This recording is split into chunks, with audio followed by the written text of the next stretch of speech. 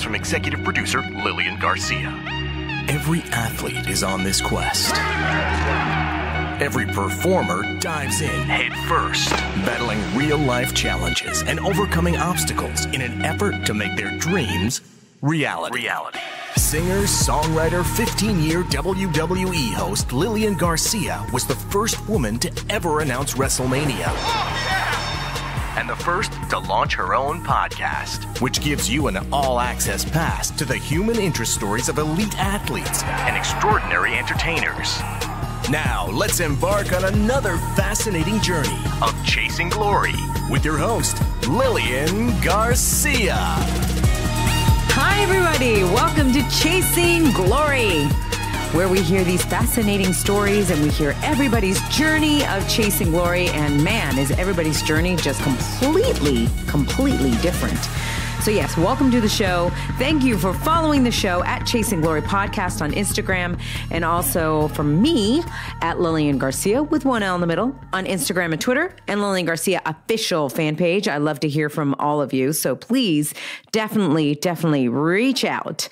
And I want to thank you for getting in your Cameo request. I'm having a lot of fun with those. If you wonder what that is, just head over to Cameo, cameo.com/Lilian Garcia. Get your request in for either birthdays or anniversaries or ring announcements, and I will send you a personal message for yourself or for a loved one. Like I said, having a lot of fun with those. So yes, it's been a great week. It's been a crazy week.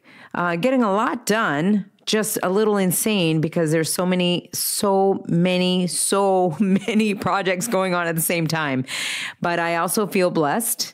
I wanted to be busy, but man, sometimes I got to be careful what I wish for. Any of you feel me? Like you want to be busy and then all of a sudden it comes in a flush. Like, is that correct to say a flush? I guess I'm going to create a word. It comes in a flush. It comes in a flurry. It comes in a tidal wave where it all hits you at the same time. And you don't want to say no. You just don't want to say no. It's so hard for me to say no to projects. I'm having a blast with all of them, but I'm getting ready to go back to Utah. Yep. For Powerful Nights. That is part of Powerful You. It is brand new. So excited to be a part of this. And there's a group of us that we're trying to help people expand your perception by learning, developing confidence, tapping into your power of emotions, overcoming your fears with courage, how to get unstuck. Any of you out there stuck? It's the worst place to be, right? So don't you want help with this?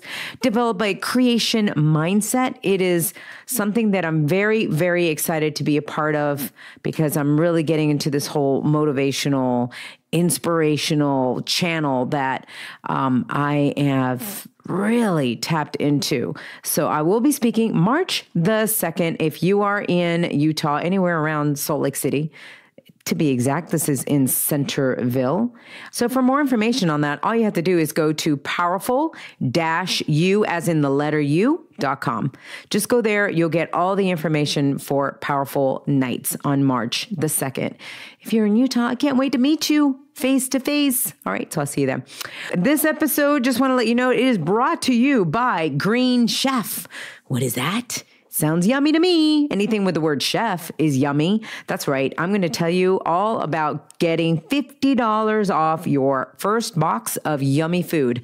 I'll tell you about that later on in the show, but if you can't wait, all you got to do is just go to greenchef.us/chasingglory. Check it out. That's greenchef.us/chasingglory, and that will get you all the information as to the $50 off your first box of really good organic food. So thank you, Green Chef, for sponsoring the show. And thank you to Bianca Belair. Wow. So inspiring. She really just laid it all out there, her entire life, letting us know things that she has never shared before. Some heavy, heavy things that she has gone through. I understand the whole battle with bulimia. It's horrible, people. It's horrible. Eating disorders are horrible. Also, depression. That a lot of people are suffering from that. And I get it. I have been there before. And then she really went deep when she talked about how she was really calling out for help and took a whole bottle of pills And that was her attempt to get attention. If any of you are out there and you need help, please don't do that. Reach out to somebody and let them know. Just be upfront with them. Just say, look, I'm in a dark place. I need some help. All right. Just do that. Okay. So Bianca, thank you so much for sharing that. If you guys missed that episode, I encourage you, even if you don't know her, trust me, you're going to get to know her more. She's at NXT. So inspirational. Such a badass. So you will love her episode for sure and everything that she shared. All right. So that brings me to the review of the week. And it is time to choose our winner this week as well. But first, I want to go ahead and read to you. Actually, my team chose 2 of them. They said it's tied. It's tied this week. So the first one is called Tear Jerker. It says, Lilian literally makes every guest and every show feel like the main event. Lilian's attention to detail and respect for her guest is awesome. One of my favorite parts is when she introduces her guest between Lilian's description introduction and, oh man, that music. Yeah, I love that music too. I get choked up every time like I'm watching the end of the movie Rudy. Thank you, Lilian. I love the show. Oh man, thank you so much. This is Snare01. Thank you so much for your review on Apple Podcasts. That is the only way that you guys can actually enter the contest, by the way. So thank you for that. And yeah, I love the show, Rudy. Oh man, anybody out there just love Rudy? If you haven't seen the movie Rudy, go ahead and rent it tonight. Trust me, you are going to thank all of us who love Rudy.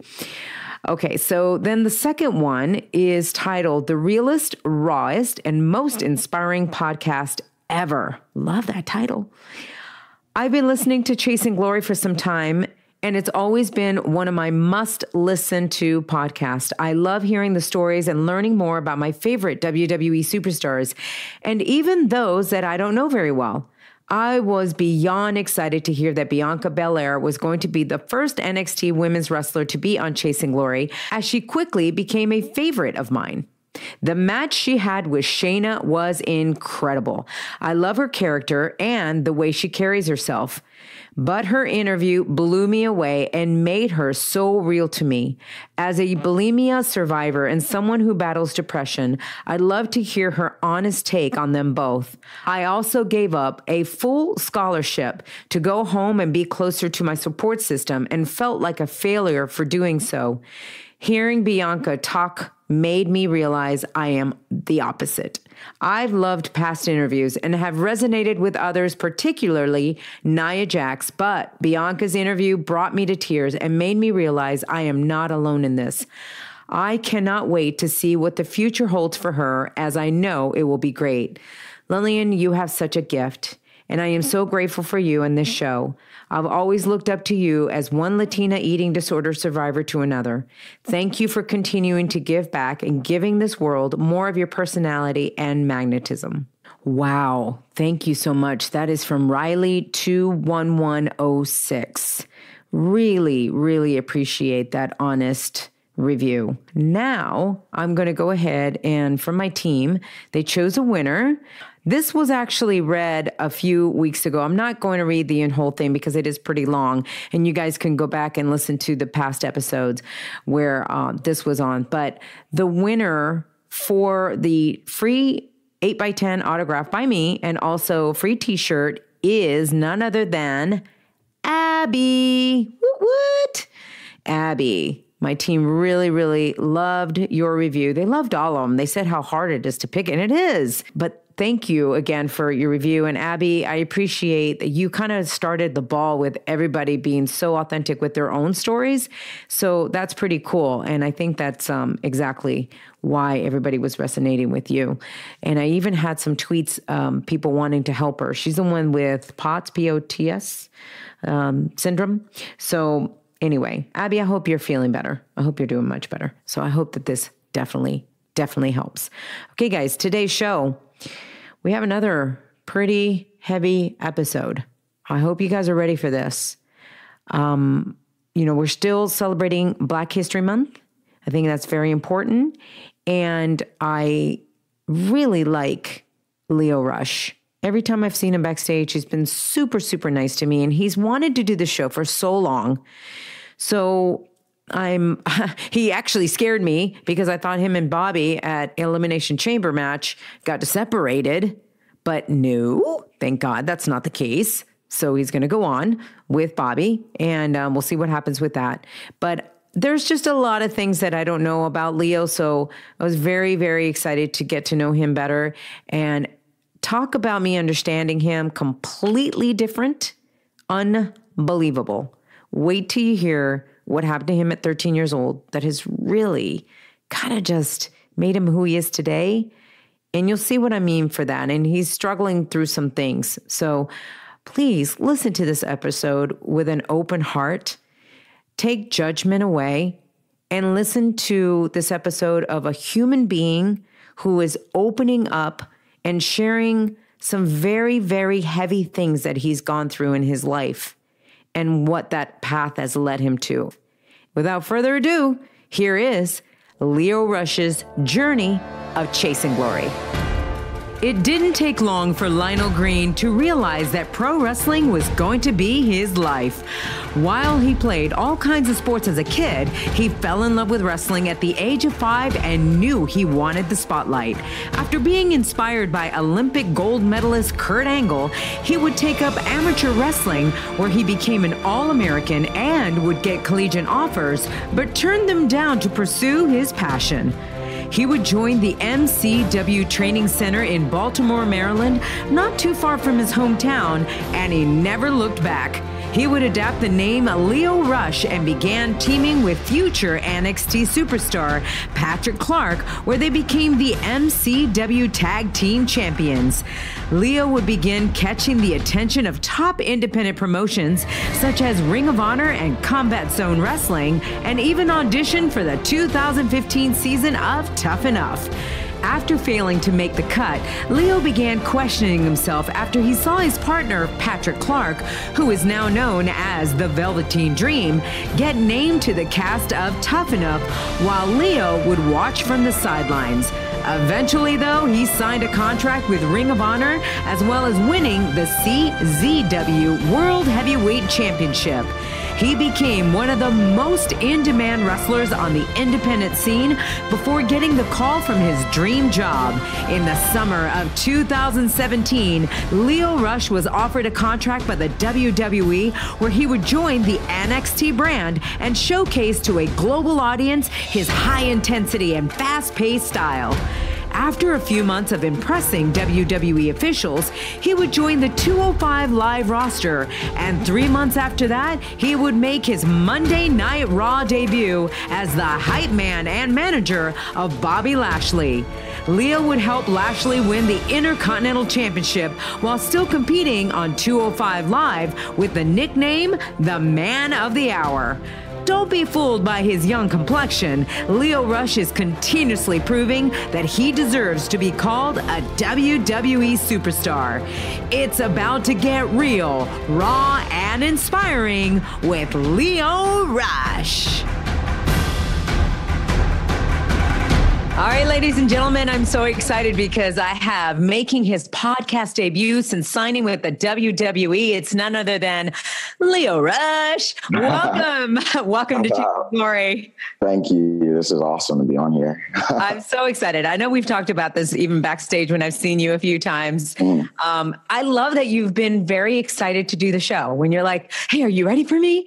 I love that. Yeah. Every time that I saw you, I was just so ready to get on the show and share my story. And, you know, everybody that shared theirs was pretty awesome to see. So I'm definitely ready. That's cool. I love that because it really has been special in that everybody's story is so different, but it's been so impactful, and the fans alone, they've listened to this and, you know, giving them so much hope that they have gone through so much, you know, that they can go through so much in their lives and still become a superstar. So with you, what I love about this interview, especially with you, is the fact that I didn't work with you like for many years, like I did with a lot of the other superstars. So with some of the other superstars, I kind of knew a little bit of their background. But with you, I like know nothing. So it's pretty cool because there's just a few things that I know about you, but I know you're working with Bobby Lashley right now, which I love Bobby. I love that I got his story on Chasing Glory. If by chance you guys haven't listened to that, make sure you go back and listen to it. But first of all, I want to know with you, when they told you you were going to be with Bobby, what'd you think about that? It was, honestly, everything was moving so fast. And I feel like, obviously I was excited. I was so fortunate and like honored to be able to, you know, be paired up with Bobby. I don't want to make him seem old, but I was watching him when I was younger, which is so crazy. And when I found out that was going to happen, I was so ready. I didn't even know what I was going to do. I was just, whatever it is, I'm just ready to tackle it full force. And it was, but at the same time, everything was moving so quickly because I got signed to WWE and NXT. And then within, I don't know what it was, like 6-7 months, I got moved to 205 Live. And then within another 5 months, I got the call for Raw. So I was like, oh my goodness, this is a lot going on. Yeah. It can seem a little bit overwhelming, correct? Yeah, definitely. Yeah, especially when you're backstage and now you're with these, you know, these superstars, like you said, that you've grown up watching, and then all of a sudden you're among them. Has Bobby been a big help for you to help you along the way? Oh, huge help.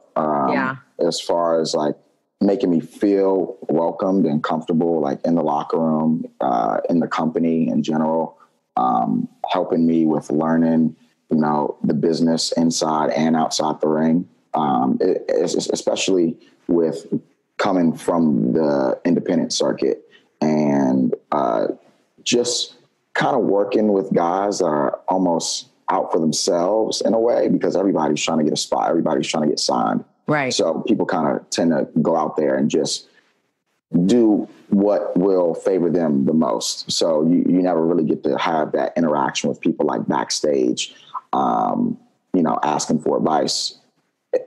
I mean, you do, but it'll be like an ex-WWE superstar, but it's very rare. So coming from the independent circuit and working with the 205 guys, and then being able to get shot up straight to the main roster on Raw, and working with Bobby, you know, somebody who's been a part of this for so long and been a top guy for so long, that's hungry and passionate. It's pretty cool. Yeah. Do you feel, in a sense, that sometimes you have to put on a certain air of being independent, being secure, being strong, standing up for yourself, and yet that can come across as being cocky, and so therefore somebody misreads you? Most definitely. That has been literally, I don't want to say the story of my life, but ever since I started wrestling professionally, even on the independent scene, I've always had to stick up for myself or fight for myself. And I'm such a passionate person about what I'm doing and about, you know, what I believe in. Mm-hmm. And I've always been so like outspoken and having to like stick up for myself. And it's like, in a sense, I almost have to, because I'm 22 years old. Well, I'm 24 now, but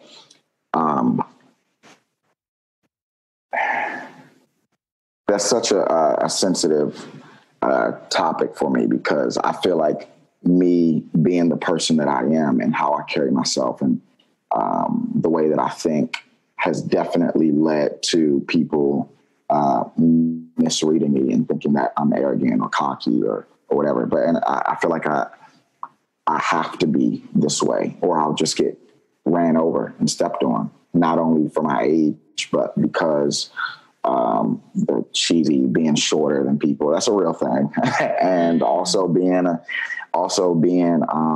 young African-American male, like I'm always going to be fighting an uphill battle. So I kind of have to have that chip on my shoulder to kind of give off like, hey, like, I might be shorter than you, but I'm a grown man, and you better take me seriously. So interesting. I love getting this perspective from you.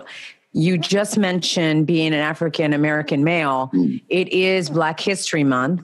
And I really wanted you on here, representing that. I want to know, first of all, what does Black History Month mean to you and the importance of it? Just African Americans having their right to, say what they feel, having their right to do the things that they want to do the things that they're passionate about, being able to inspire other African Americans that are coming up beneath them. Just being a role model. I think this is such an important month. And I always hear that, why is there like an African American like month being celebrated? I always hear that. And it's, I've just always wanted to be a role model, not only for African Americans, but for everybody. But just the fact of, all of those little combinations that I have of being young and being African American and being short, like it's not all about, just focusing on, I want to be a motivator or an inspiration to African Americans. I just want to be an inspiration to everybody. To everybody. And this is a very important month to highlight the people that have almost had that same mindset and wanted to accomplish that. Yeah. So I hear you on that one. So when you mentioned that you've had to overcome the shortness mentality, that brings to mind Rey Mysterio. So he talked about how that was a real challenge for him. First of all, have you ever even spoken to Rey about that? I have. Well, not about that, but I have met Rey a few times, and I've told him that he's been a huge inspiration to me. Yeah. So, I've spoken to Rey a little bit. I think that next time you see him, that you should actually bring that up with him about the challenge that you've had with being your size. Because when he came on here and he talked about it, it was a beautiful thing, the way he mentioned, like, people were giving him a hard time for his size, and we're not seeing the specialness about having somebody different like him. And he just kept fighting for it and kept believing in himself. And then here is Rey Mysterio. I mean, the guy's a freaking legend and became, world heavyweight champion, and really inspired a lot of people and to say, yeah, your size doesn't matter. But when did you start feeling were you bullied about it? Is that what happened? No, I was never really bullied about my size. I've always been the shortest person everywhere I went, though, but I was never really bullied about it. So when I was younger, I used to fight with my dad a lot, and he was so much bigger than me, ex-Canadian Football League, like this just huge guy, and we would always fight, and I was like in and out like the court system for like always like defending like my sisters or my mom or so I would just always be mad at my dad. And so you were in the court system defending your mother and sister against him? Yeah, because I was always constantly physically fighting my father. And I feel like going through that at such a young age, being, 13, 14, 15 years old, and stepping up to somebody so much bigger than me kind of put me in a mentality of me not being afraid of anybody. No matter the size or age. And I feel like that's what has almost led to me being the person that I am now, with kind of presenting myself in a bigger way, and having that chip on my shoulder a little bit. Yeah. And it's also helped me with amateur wrestling, when I was in high school, I was in a much lower weight class of like 119, but I always got complimented of, man, this dude wrestles like he's almost like 200 pounds. Like I've always had like a big man mentality. And that's because I used to fight to stand up for yourself. My dad when I was young. Cow. So. Totally makes sense. So because you were actually born in Maryland. Yeah, I was born in Maryland. So when was this pretty hostile, like your whole childhood that you can remember, the fighting and your dad being there and not getting along with your mom? It's so weird because, man, I think about it being like, I keep saying, oh, when I was a kid, but at the same time, I'm like only 24 years old. So it's really not that long ago. Yeah. So I definitely remember it like it was yesterday. Right. I grew up with 4 sisters. I was the only son. I had a younger brother, but he passed away due to like being premature. Oh, got it. But sorry, I'm all like wrapped up. And what was the?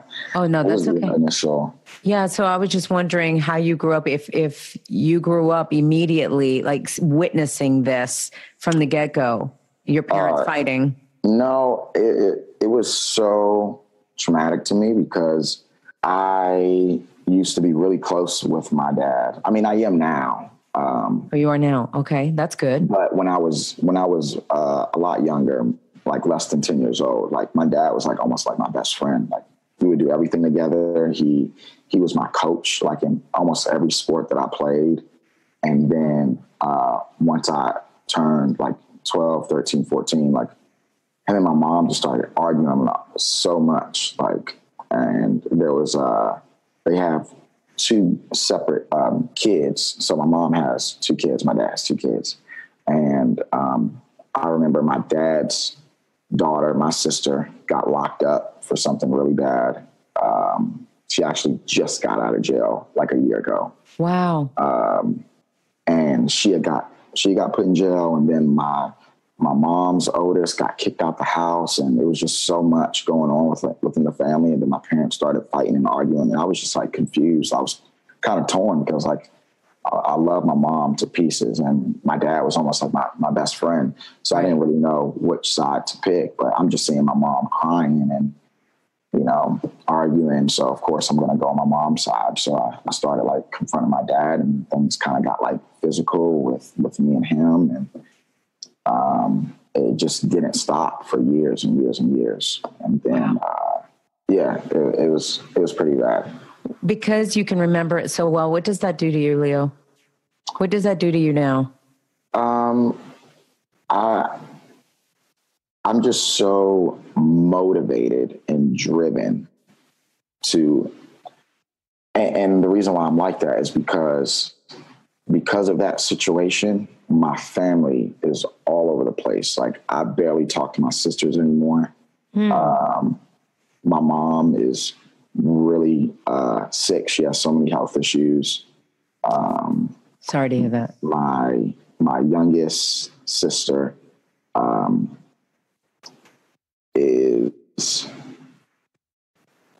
she's very socially awkward. She has trust issues, and one of my oldest sisters like went into having like a really bad drinking problem, and so it's all over the place. So I think I'm so driven and motivated to succeed in something that I love doing and something that I'm good at, because I want to change my family situation, and I want everybody to look at me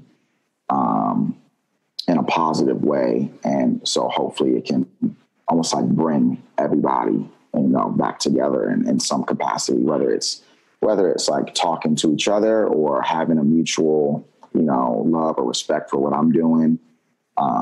So we can communicate that way, and also, you know, change my family's life, like financially and just overall being more happy, and kind of trying to forget about what happened in the past. So that's kind of like my motivation. Wow. What I'm doing.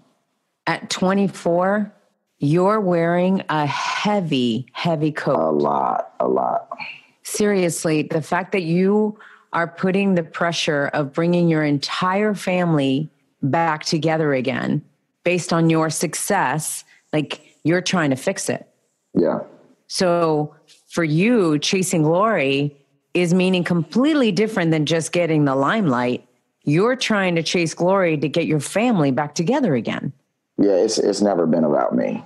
I was fortunate enough to find amateur wrestling in high school and then grow love and passion for it professionally, where I wanted to pursue that to make a living.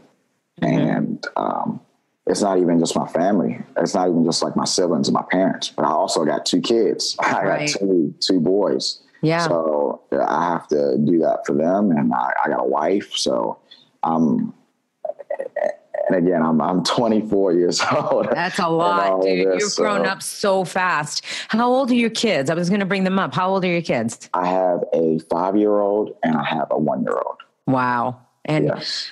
And you just got married, didn't you, in December? Congratulations. Yes, thank you. That's awesome. Yeah.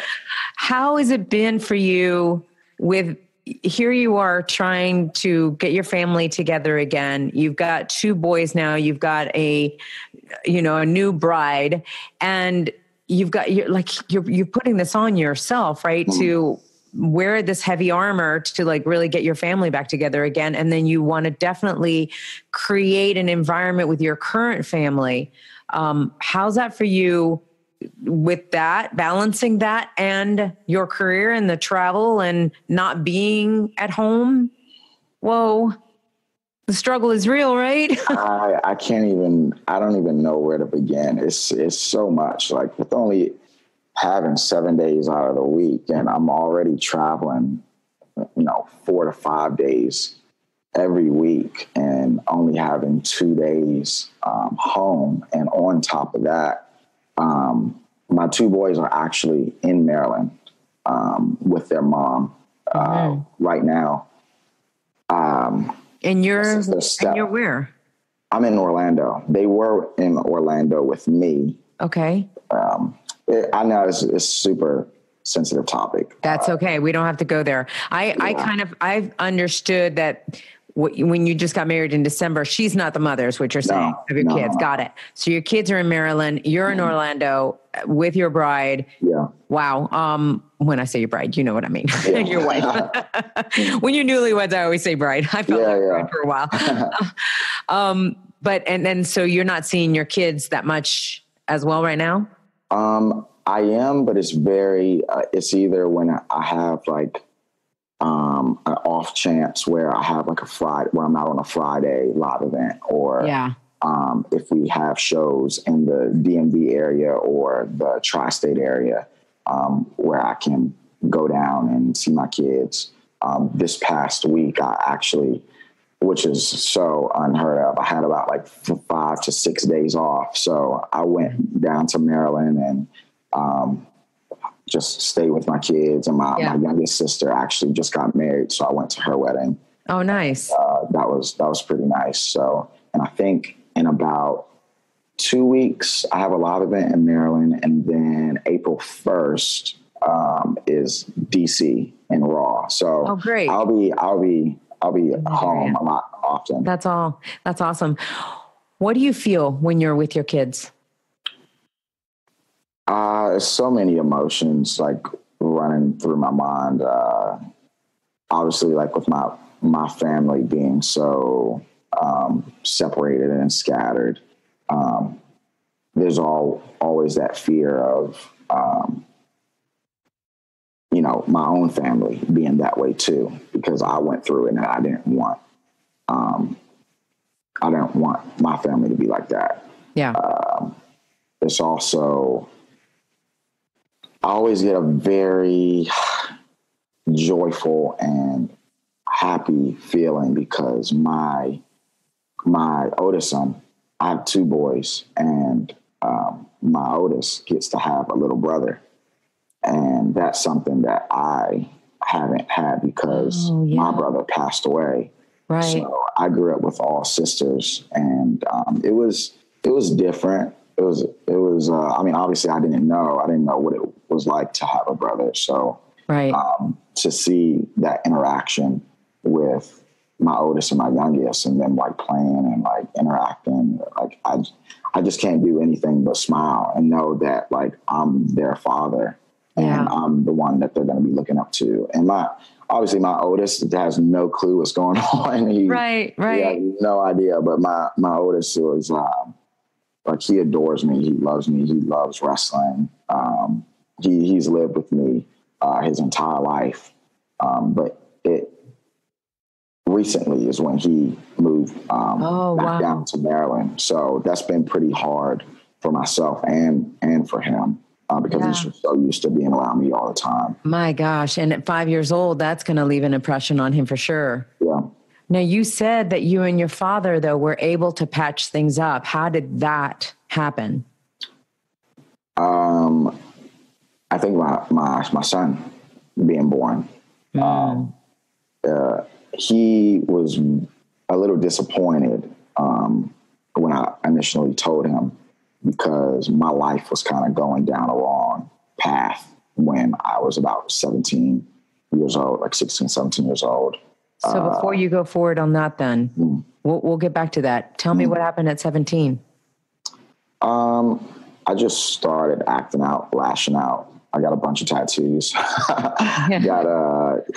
Started, smoking weed and getting caught and getting in trouble and running away and just.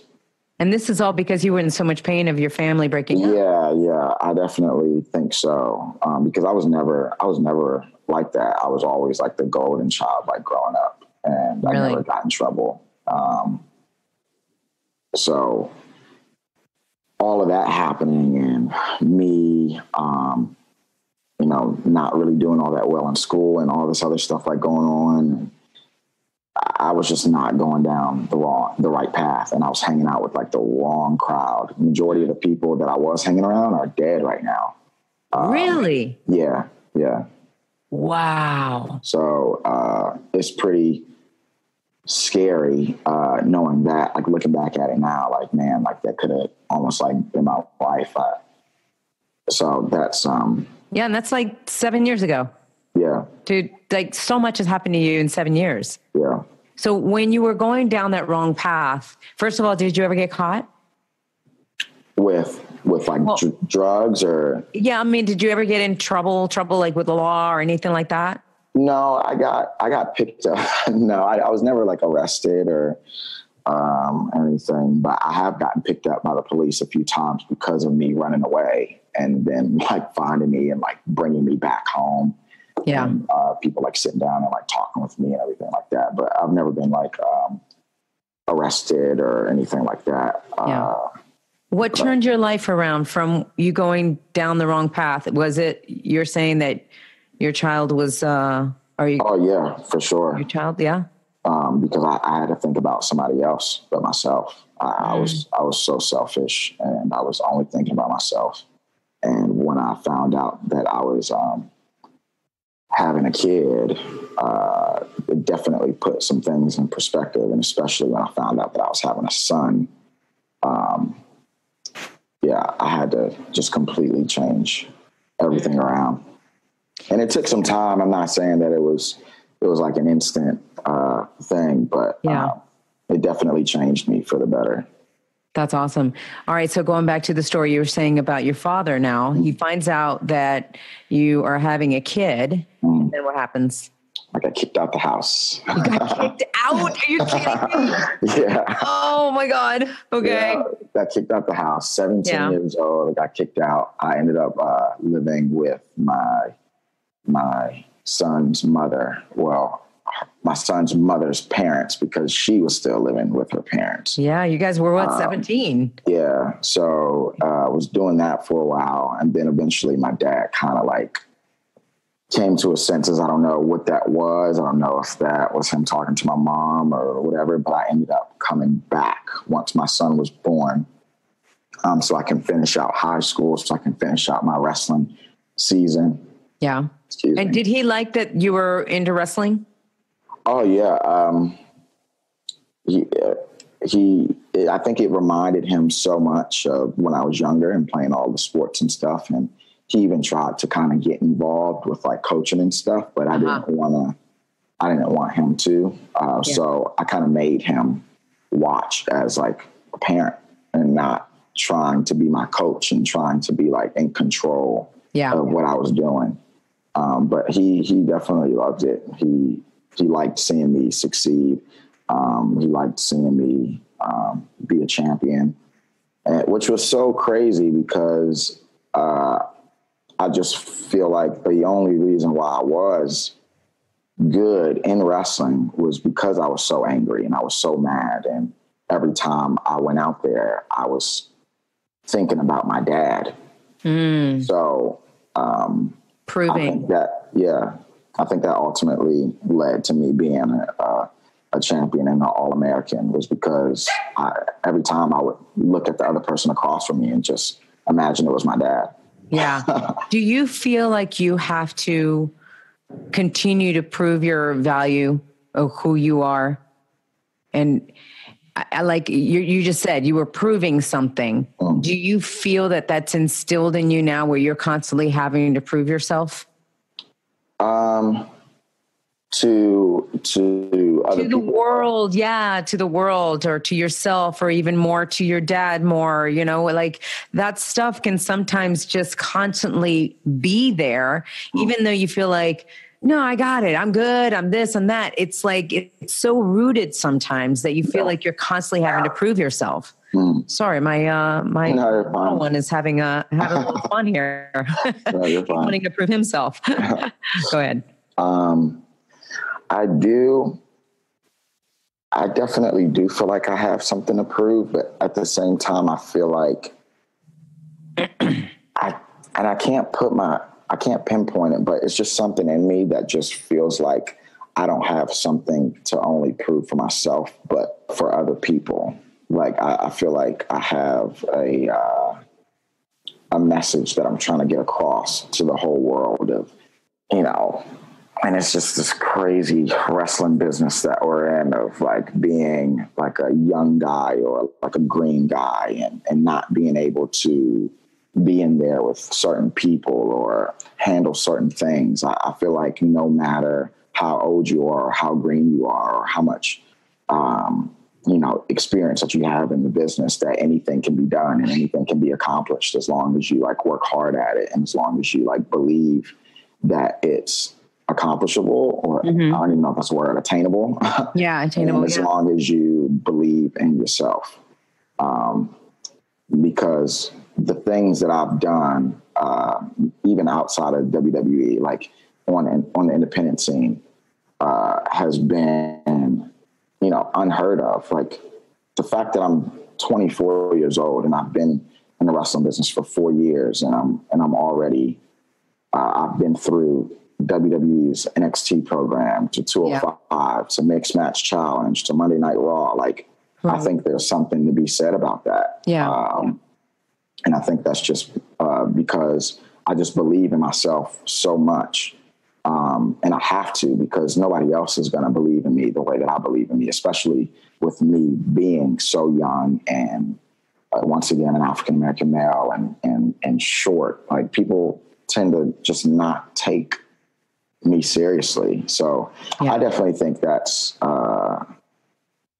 something that I have something to prove. I think that's definitely it. It's wild because a chip on your shoulder could definitely inspire you to thrive and to work hard and all of that. But at the same time, sometimes, like we were talking about before, it can make people look at you like you are just, like we were saying, cocky, you don't care, or you care all about you.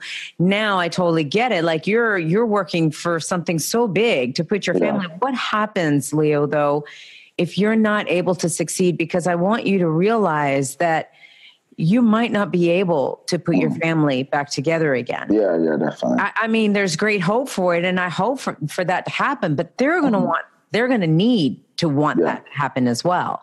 Yeah. Like, have you gotten any feedback from any of them as to what you've done already? Yeah, everybody is pretty proud of what I've accomplished and what I'm currently doing. And I definitely see that it's changing in a way, because it's just bringing everybody together. And, really? Yeah, it really is. In what way? For instance, like my sister's wedding that just happened. Yeah.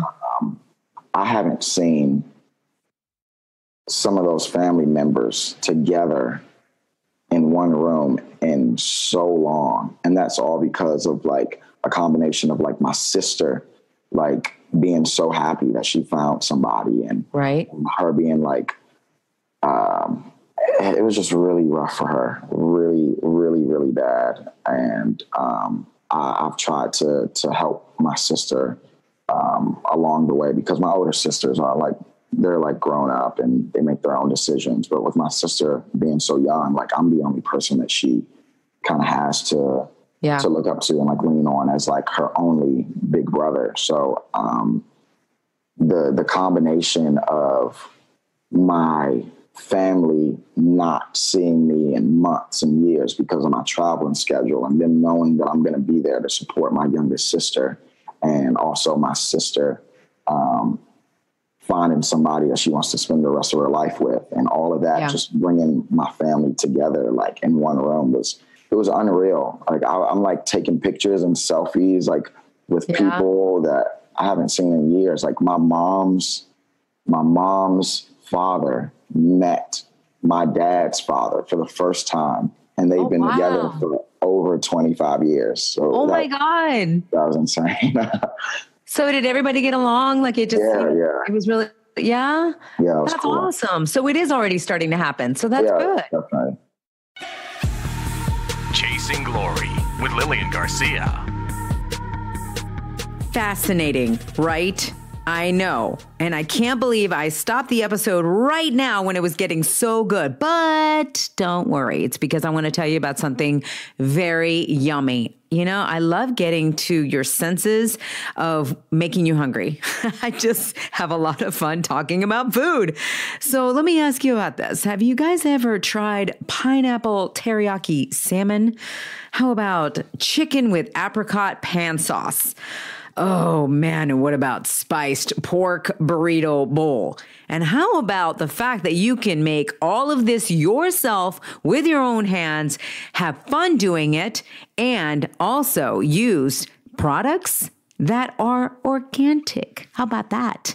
All right, so let me tell you what I'm talking about. It is called Green Chef. I am in love with this company because it is all about foods that are healthier for you. They are more wholesome.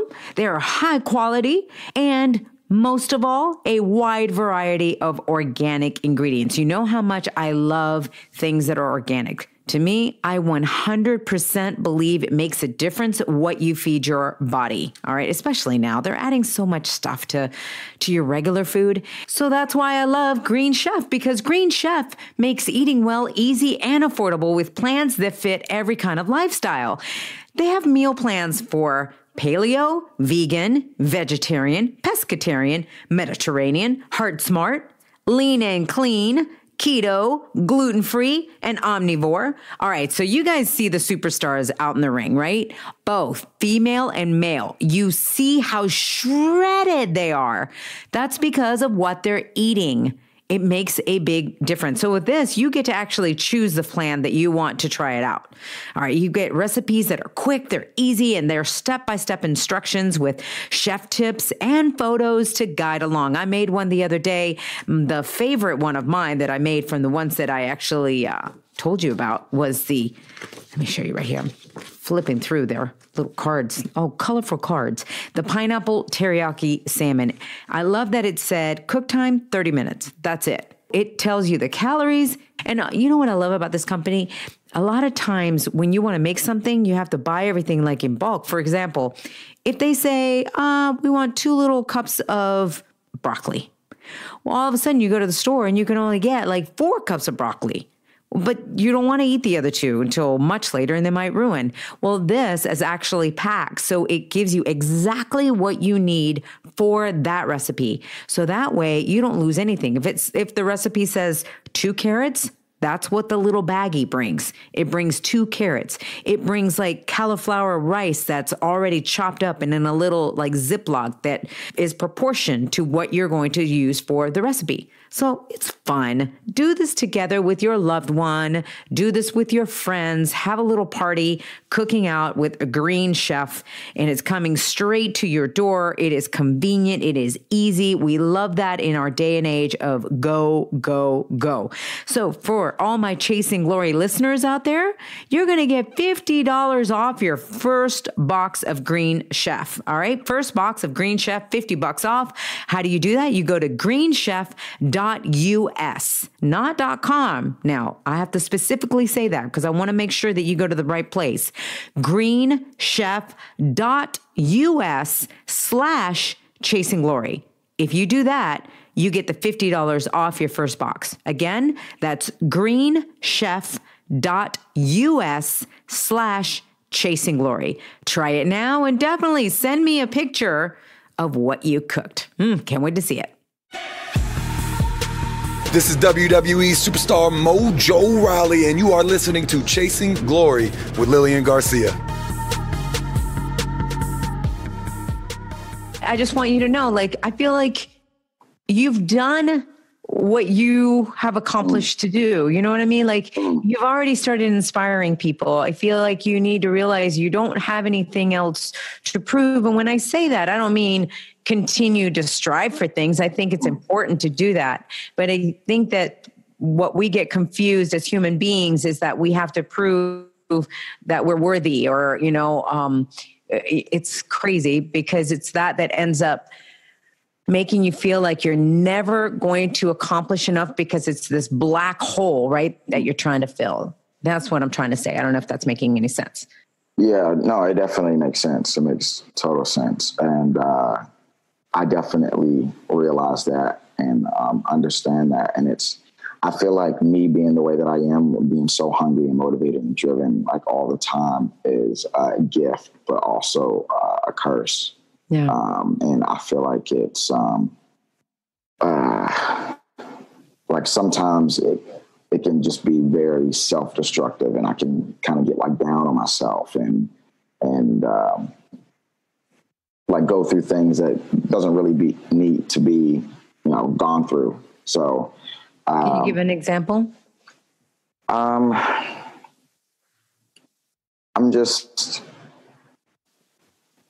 I feel like I beat myself up mentally a lot because I'm always wanting more, and I'm always. It's so funny because that's where I got my last name from, Lio Rush. My trainer on the independent scene gave me the last name because he's like, man, like you're always in a hurry to do more things, or like, and at the same time, like you're so like quick in the ring. So why not like make your last name Rush, which I thought was pretty cool. Yeah, it's very cool. It's very cool. Yeah, it fits you. But I can see what you're saying. Sometimes when you're chasing, it's like you can never stop to just appreciate what you've accomplished in that moment. Exactly. And I know that because I did that for a very long time. I was chasing, never appreciating the moments and the steps. And I look back even now, like I still have more things that I want to do. But yet somebody will show me videos of things that I've done in the past. And I go, oh yeah, I guess I did like make history doing that or that and that, but I didn't really absorb it because I was so ready for what's next. Yeah. And that's the curse. That's the curse, right? That's the curse. It's the trap that and it's good to be hungry. But I always say now when something happens, I stop and I celebrate that moment. And then I'm like, okay, what's next? But then I stop, for a second. Are you giving yourself the opportunity to stop and celebrate the moments yet? I don't. No. And I try to, but it's, I don't know. It's just always like so stuck in my head. Like, why celebrate now? Like all that moment where I'm celebrating can be time where I can be working and doing something else to further And it's so hard. Like, it's so hard for me to sit down and do absolutely nothing. Like, it eats me up. Oh, we're both type A personalities. I get it. I'm always doing something. Yeah, I get it. You know what? You've accomplished a lot already. I think that's, the next steps is to learning that. And it's like you said before, it's not like a flip of the switch where you can actually learn all of a sudden to stop and celebrate the moments. But I even say this, even if you can stop for 1 minute, and literally be like talking to yourself, something positive, be like, yes, I did that.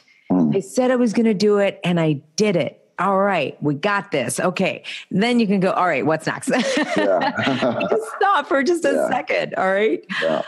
Okay. So going back now, I know that you said that you've struggled and there's been moments that you're so hard on yourself. I think I read somewhere where it's tough enough when you didn't make it, and your partner at MCW, which, by the way, by the time this airs, I would have already done the appearance, but I'm doing the appearance for MCW. And I know that's dear to your heart because you had tag team championship there with Patrick Clark, which we all know him now as Velveteen Dream. But he made Tough Enough and you didn't. And I read somewhere that it almost made you want to quit wrestling. Is that true? For a split second, literally like a split second. Okay. It was a little weird because I made Patrick's Tough Enough video. You did? Yeah, I made his video, and it was cool to see it on Raw because I was like, holy crap, I made that video. Yeah. But also, it kind of like hit me like, man, okay, now I'm just, I'm like by myself. And we started training the same exact day. Patrick was the one who even told me about MCW. So he told me about MCW. We started training on the same day. We graduated the training center on the same day. We had all of our matches. We've never had a singles match. And then we just like up and left. And I kind of felt, I don't know, I felt a certain way. So I kind of like took a week off just to like think to myself. I like disappeared for a while. And then I kind of like thought to myself, okay, this is my chance. This is my opportunity to show everybody what I'm truly made of, like how much hard work I can put in and how much I can, create a name for myself as just like a solo competitor. So that even like put a chip on my shoulder. And I think that's what has skyrocketed me to ultimately being signed to the WWE because, I just wanted to show everybody.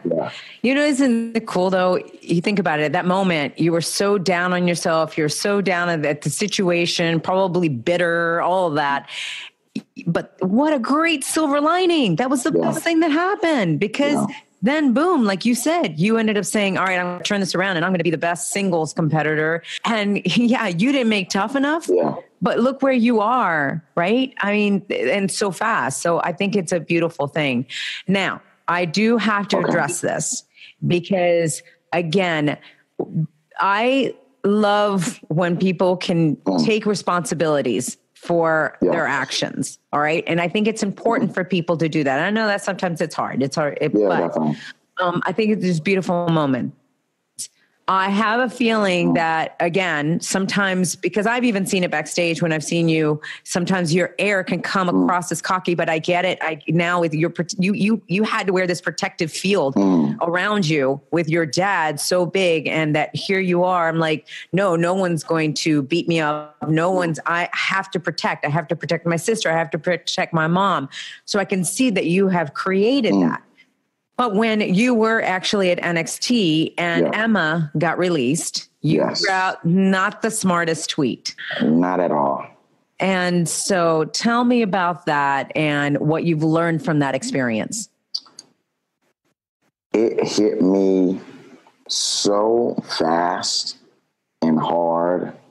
I remember I was sitting in a Waffle House when I tweeted that out. Yeah. And I didn't even mean it in the slightest way to be hurtful. or anything. I remember just being so entertained with what Oscar was doing, and her like saying of nobody's ready. And then I saw the two, and I honestly, it was so stupid. And I, at the time, even people tried to tell me as soon as it went up, I remember getting text messages like, "Hey, I think you should take that down." And I didn't really see the negative in it at all. And I even left it up when somebody told me to take it down. And I was like, "No, it's fine. I didn't mean it in a negative way. It's not like I'm bashing her or anything like that." And then I started seeing hundreds of comments and then thousands of comments and people just raining down on me. And I was like, man, this is, I messed up. I messed up really bad, really, really bad. And I felt so bad. And I reached out to Emma. And at first I had mixed feelings about it. And then ultimately I just realized I messed up. And this was such a sensitive moment. This is such a real moment. And it was new to me because I never really seen the WWE like tweet anything out like that. Of like, we're releasing like a superstar. So I was like, oh, it's different. I just wasn't thinking. I wasn't aware of the situation. I wasn't aware of how real the situation was. And it was just so much going through my head because I believe that same day Darren Young had got eliminated. I mean, not eliminated, but released. Let go. Yeah. And I remember, now this is a crazy thing.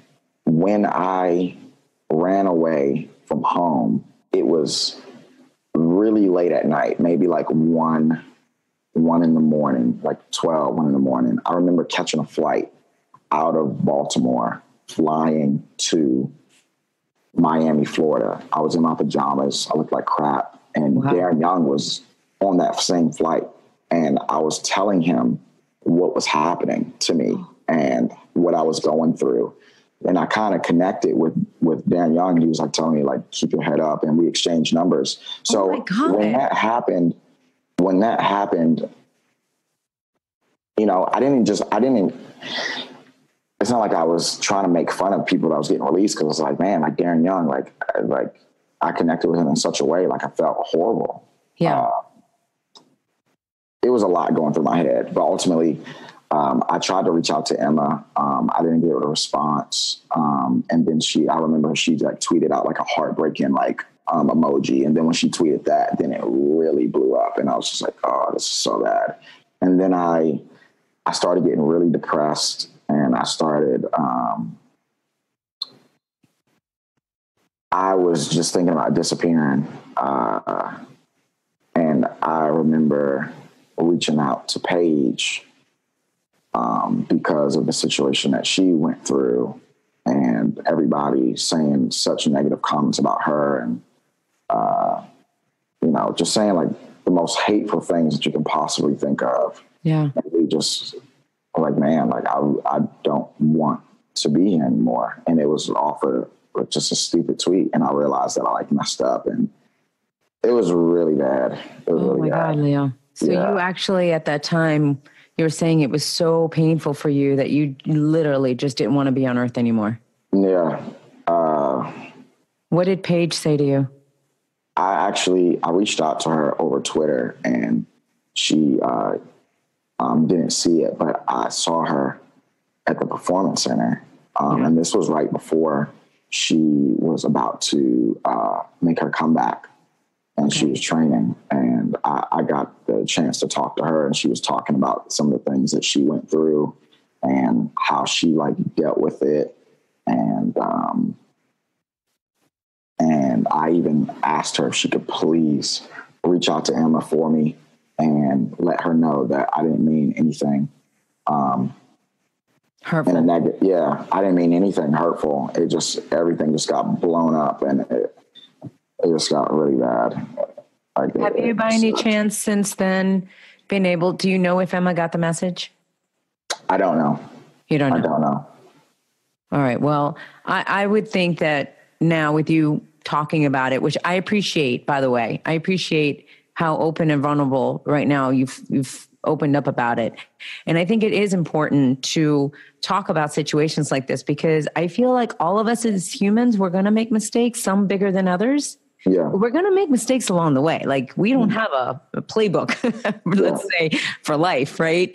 And sometimes when we're young, I mean, that happens. And even when we're older, we make these choices that at the time we might not see as something like you, and everyone else can see it clearly, right? But sometimes we don't see our own choices. But what's big is that you've owned up to it. What's big is that you've learned from it. And then hopefully you can help others into maybe not making the mistakes, or even if they have and they find themselves at a point where, God, it's so heavy that I don't even want to be here anymore. I mean, that's pretty heavy. And that you can come back from that and help others through it is a beautiful thing. So thank you for that. And I'm sure that Emma will get the message from this for sure. So do you feel that is it in your heart that you really just want people to understand you better, and especially the superstars, the people that you work with? How important is that for you? It's so important. I was just talking to my wife about this, and it's like, man, I think I'm going to like kind of switch up like what I'm doing on social media. Because I want people to kind of start to see who I am as a person and not get so wrapped up in the character that I portray on television, which is so weird to me, with people knowing almost what WWE is now and it being so out there that it's sports entertainment. But people still get so wrapped up in the storylines that they forget that all of us are real people and that we have lives outside of here, and that the people that we are portraying on television aren't us. Yeah. And people just forget that. And it's kind of hard for you. You know, at first, I'm not going to lie. At first, I didn't care, because I was, especially when I got the news that I was going to be here, I was so excited. I was like, oh yeah, I'm going to be like the first, well, not the first, but one of the only like true heels in the WWE again. Like, I don't want anybody to like me. I want everybody to hate me. And then when I'm done with work and I come back home and I check my Instagram, and I'm seeing hundreds and hundreds of messages of like people like just saying the craziest, like rudest, nastiest things. I mean, some like, I don't even want to bring it up, but I mean, like sometimes I get messages like at least like 10 times a week of like people just saying, "Oh, kill yourself." Like, go, like, whoa, I hope you like die and do all this. Like, and it's pretty like sensitive for me, because obviously like the Emma thing and like going through all of those hateful messages. And then prior to that, I had I'm opening up about everything else, so I might as well. I went through something very bad that led to me wanting to kill myself. And then I woke up in a hospital on Thanksgiving, not knowing what day it was. I woke up with my parents just in front of my face. And my mom was crying. And then I just remember like just wanting to go home and just being so confused. And then I couldn't go home. And they ended up putting me like in the psychiatrical, like, for about 4 or 5 days. And that was like the worst time of my life. So after that, and then kind of trying to overcome that and getting myself back in order, and then seeing messages like that kind of just puts me in a dark place that I don't want to be in, that I've fought so hard to not be in that place. So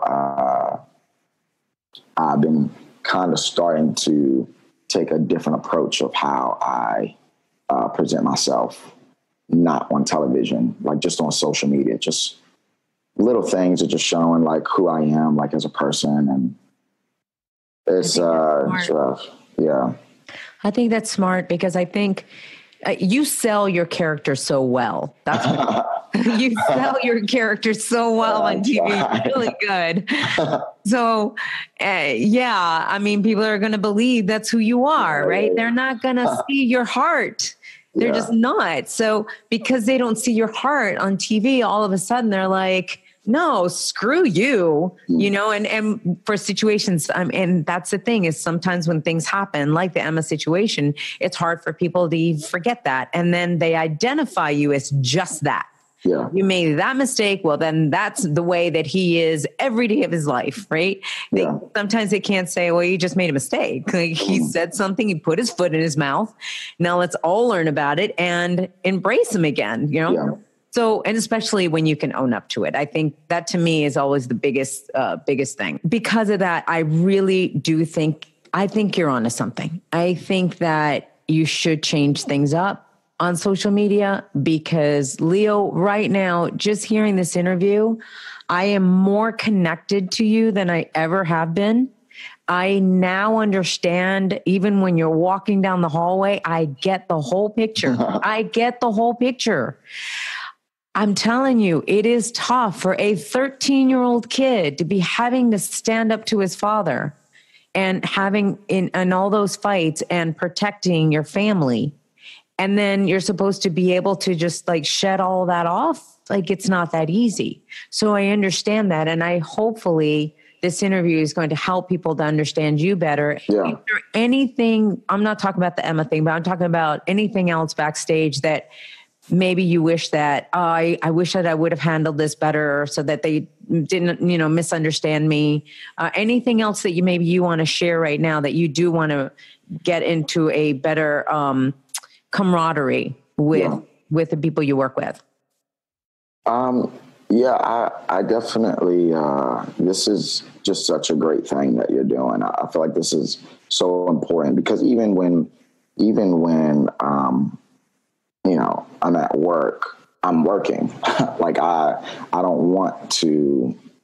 really don't want to like go out after the shows and like hang out and do all of that because like that's my time for me to not think about wrestling, to talk to my kids that I don't get to see as much. So it's hard for me to connect with some of the guys and girls on a personal level because I'm so focused on my work and so focused on the end goal for not only myself, but for my family, that sometimes people can kind of get the wrong impression of me.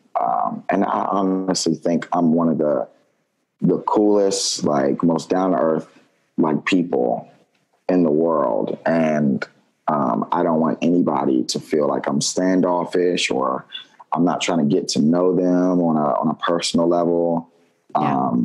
I just have literally so much going on. Like if there was a visual of me with the amount of stuff that I have going on in my life and the amount of stuff that I have been through in my life, it'll just be a stack of things and me walking around and like fumbling with everything. Like, yeah, things are pretty heavy up there. It's just in your mind. I can see that. And then you're, gluing your family back together. Yeah. And then you're trying to also carry this career and do something with it. And you've also put the weight of, you want to be inspirational, not only to African Americans, but everyone. And you've got a lot that you want to accomplish. I get it. And there's only so much of yourself that you've got to go around. I know that for me, like when I've encountered you backstage, you've always been super friendly, super nice. I appreciate that. But like I told you before, I sometimes see it with your body language. Yes. And that's where I think that people misunderstand you. And hopefully, I think the change of Instagram and social media, I think that will be good for you. I think it's really easy for you to actually be that character in a way because you had to be that, right? Yes. Standing up for yourself, standing up for your size, all of this, you've had to fight your entire life. So for me, it's like, I feel like you know how to be the bad guy. You know how to be the tough guy. You know that. So I think that you need to get in touch with more of the softer side of Leo. If you can get, that's when you really will get this balance and this beautiful synergy, and people are going to see a whole new side of you. And I think that that's the side that people will be able to tap in more and understand you better. Definitely. I love that. Now you actually have something coming up, don't you? You've been working on, are you doing a voiceover? Is that what it is? Oh yeah. So, tell me. So my family, we have a company called WBGR Network. It's also a sports network, and we do like online radio. We just struck a deal with APA, so we own all of the audio rights to APA. So we are doing voiceovers for all of the children's books, and this is the first book that I got to start on. Oh, that's great. Yeah, so it's pretty cool, and my oldest son and my wife is also doing voiceovers for the book too. So that's great. Congratulations on that. I love that. Especially with you having kids. I think that's truly really special. I love that. All right. So you and Bobby, you're back together again as we finish this up. Back together again. For now, until you mess up in the ring. What? Yeah. You'll be watching your back. Yeah. Oh my gosh. You actually scared me at Elimination Chamber. I was just like, wait, what just happened here? Yeah. That was pretty rough. Yeah. Definitely wasn't feeling too good about that spine buster that I took either. I bet. Oh my God. You're like, what did I do wrong? Oh my God. How did this happen? Oh, man. No, it was really great. I love the chemistry between the two of you. So I'd love to continue to see what you do and what you yourself do. Definitely. All right. For my final question for this, I'd like to know, has your chase for glory, now think about you as a kid, has your chase for glory looked the way you thought it would look? The path to getting there definitely looked a little different. Yeah. But the end result is definitely where I thought it would be. Maybe not specifically in this role with Bobby. Maybe not with me being on Monday Night Raw. Right now, I mean, I always felt and knew in my heart that I would be in the WWE on Monday Night Raw. I didn't think it would be so soon. And I'm very grateful for that. I remember a funny story. I called the WWE when I was 16 years old, and I asked them, how did you have to be to be in the WWE?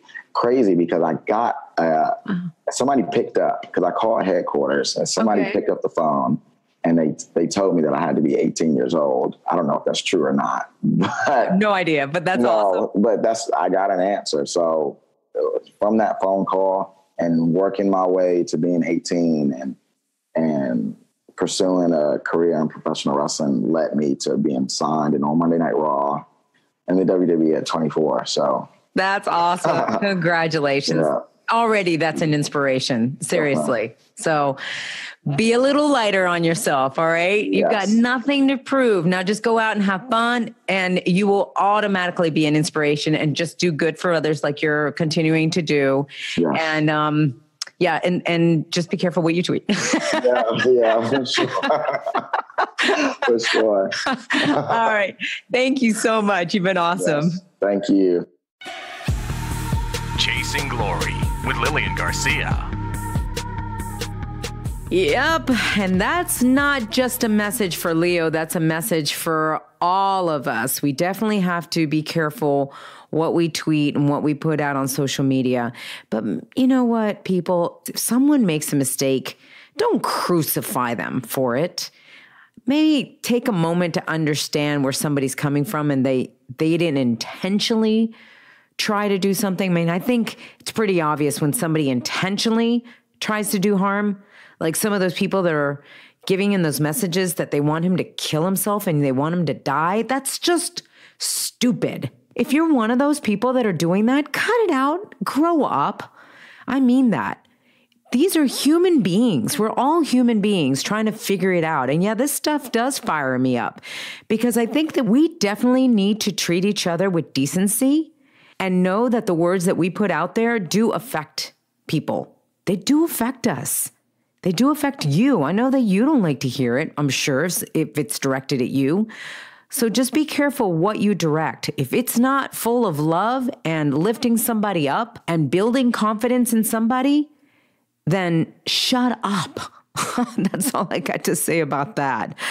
As you can tell, I'm very passionate. But now I'm telling you, I get Leo much more. I understand him, and I hope you do too.